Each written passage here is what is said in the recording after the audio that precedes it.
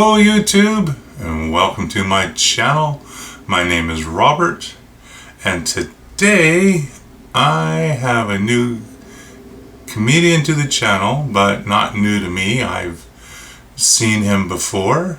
Today is Gabriel Iglesias, and the routine is how to tell Latinos apart. So yeah, so I just picked this one at random. Thought, sure, why not? I need to learn more about Latinos. We'll leave it like that. He's a funny guy. And before we get into this, and if you'd like to support my channel, please consider subscribing. Doesn't cost you anything, it's totally free, and it really helps me out. Hit the post notification bell. When I drop new content, you'll know about it. Give the video a thumbs up, and feel free to leave a comment. Okay, Gabriel Iglesias, how to tell Latinos apart. Here we go. I just want to know, how many Latinos in the crowd tonight?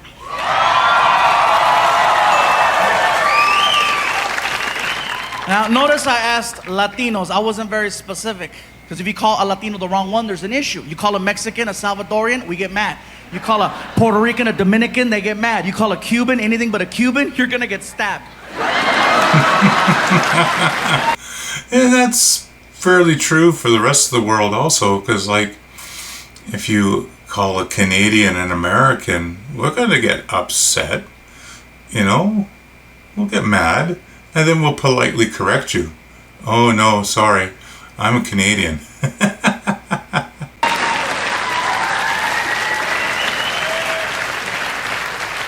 So for everyone here and everyone at home, I have found a way to figure out who's who. It's very easy.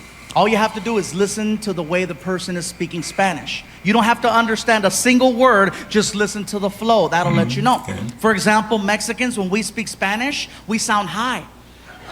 Seriously, you ask us a question, we drag it out. Hey bro, how's it going? Pues aquí nomás, hombre. Pues tú sabes, güey.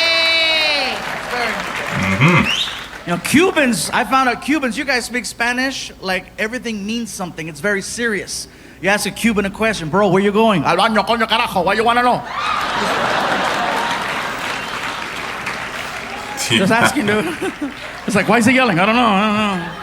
And I found out Puerto Ricans, you guys speak Spanish like there's a time limit. Ask a question, hey bro, what's up? Oh, mírame bro, el otro día estaba con Hicha, me estaba platicando que chacha Benito, quiero saber lo que está pasando aquí, no más, dame más gasolina.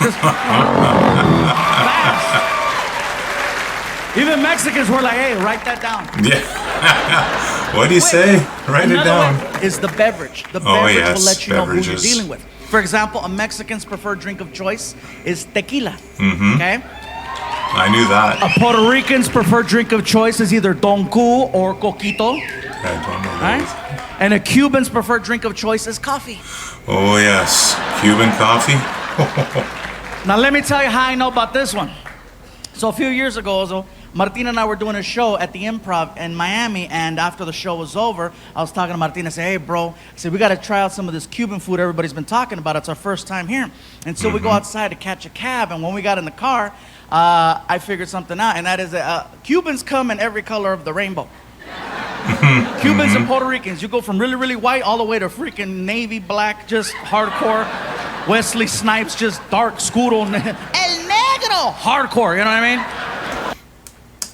And to add on to that, Colombians also. And that's only because I've met a couple people from there. I didn't know that there was such a thing as a black Cuban, because we get in the car and we're speaking Spanish, and this guy turns around and he's black and he's like, ¿Dónde quieren ir? Where you wanna go? I'm like, oh my God. It freaked me out. I thought the partition was tinted. Oh, oh wow. I didn't know. So he's yelling at us, ¿Dónde quiere ir? I'm like, dude, why is he yelling? Why is he yelling? I said, listen, we want to go somewhere to get some authentic Cuban food. Where can we go? And then he takes us to this place called Calle Ocho, which for everyone at home, Calle Ocho is Spanish for 8th Street, and it's an area where, you know, it's very authentic. And he takes us to this restaurant called La Carreta. Okay?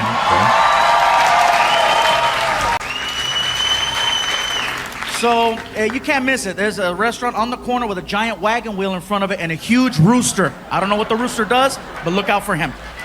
Oh, okay.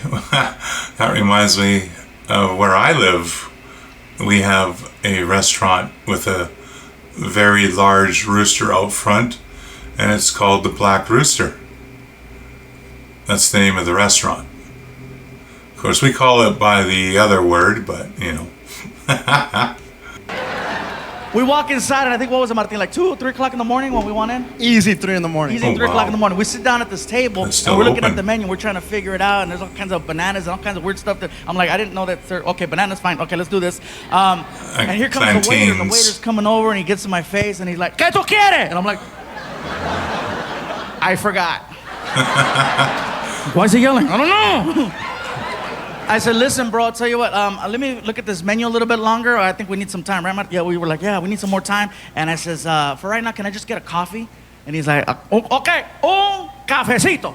Mm-hmm. And he walks into the kitchen. He comes back 5 minutes later, seriously, with a little coaster and a shot glass of coffee on the coaster. And he puts it down in front of me, and he's like, okay. And I'm like, what is this? Es un cafecito. I go, dude, look at me. I'm not a Ito. I'm a Ande. I'm not small, I'm large. And then I started thinking, maybe he knows who I am. I get the joke. Bring the really big guy, the really little cup. You know what I mean? No. And I said, bro, what is it? I go, Oh. no. I'll bring me a full-size cup of coffee. Take this back in the... I was frustrated. So the guy's like, okay, and what you want? Okay. So he grabs it, all pissed off, and then he goes in the kitchen and he starts talking trash to one of the cooks. He's like, Manolo, allá afuera un gordo que dije, una problema allá. And then he comes back with a bowl of Cuban coffee, okay? Oh. And he puts it down in front of me, and he won't leave the table. He's like, okay. And I'm like, okay. Oh, I get it. He wants me to make sure this is what I want, what I want, right? Yeah. So I pick up the bowl and I take a little sip of it. And when the coffee hit my tongue, I was like, oh my God, this is the most concentrated coffee I've ever had. It was really, really strong. And then it clicked. That's why they bring you a little shot glass of this stuff.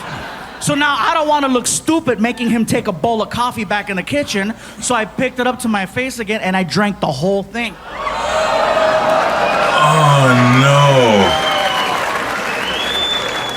Will Doug, I knew I messed up, bro. I knew I messed up because the waiter looked at me and he's like, vaya con Dios. Yeah. Last rites.